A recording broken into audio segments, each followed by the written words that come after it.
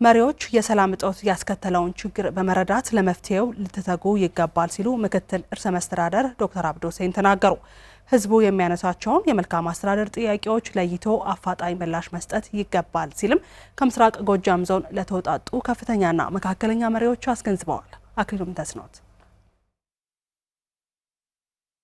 ባለፉት ቀናት በምስራቅ ጎጃም ዞን በተለያዩ ወረዳና ከተማ አስተዳደሮች ከህዝብ ጋር የተካሄደ ውይይት ስኬታማ እንደነበር ምክትል ርዕሰ መስተዳድር ዶክተር አብዱ ሁሴን ተናግረዋል። በውይይቱ ከነዋሪዎቹ የተነሱ ጥያቄዎች ለቀጣይ ተግባራት መደላድል የፈጠሩ ናቸውም ብለዋል። ይሄ ችግር የሚፈታው በእናንተ የጸጥታ ኃይል ነው።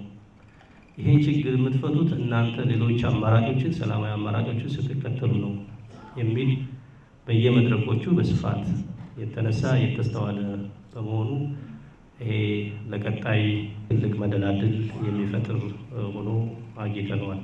ወቅቱ ህዝቡን ከችግር አላቀን ታሪካዊ ኃላፊነታችንን የምንወጣበት ነው ሲሉም ምክትል ርዕሰ መስተዳድሩ አስገንዝበዋል። በየተቋማችሁ ያሉ ችግሮች ለይታችሁ መፍትሄ ልትሰጡ ይገባልም ነው ያሉት። ያለንበትን ችግር በጥልቀት ተረዱት።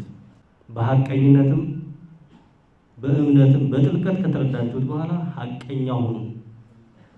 እምነት ይኖራችሁ፣ ትጋት የሚኖራችሁና ችግሩን በአጭር ጊዜ መለወጥ የሚያስችል ተግባራዊ እንቅስቃሴ አድርጉ። መሪዎች ከሙስናና ከአድሏዊ አሰራር በመቆጠብ ከእውነት በመነጨ የአገልጋይነት ስሜት ህዝቡን ማገልገል እንደሚገባ ያነሱት ዶክተር አብዱ ከህዝብ ጋር በመቀናጀት ለጋራ ሰላምና ልማት በትጋት መስራት ይገባልም ብለዋል። ህዝቡ የሚያነሳውን ተናጠላዊ ችግሮች በየተቋማችሁ በፍጥነት ፍቱ። ህዝቡ ጋር ተገናኙ። ከአገልግሎት አሰጣጥ አኳያ ተናጠላዊ ቡድናዊ ችግሮችን የወል ችግሮችን መፍታት የማትፈቱትን ደግሞ ህዝቡ ኮሚኒኬት አድርጉት በተቀመጠው የመልካም አስተዳደር ግንኙነት መርሆቻቸው። የጠራ ሀሳብ በመያዝ ለችግሮች ፈጣን ምላሽ መስጠት ከመሪዎች የሚጠበቅ መሆኑንም ምክትል ርዕሰ መስተዳድሩ አመላክተዋል።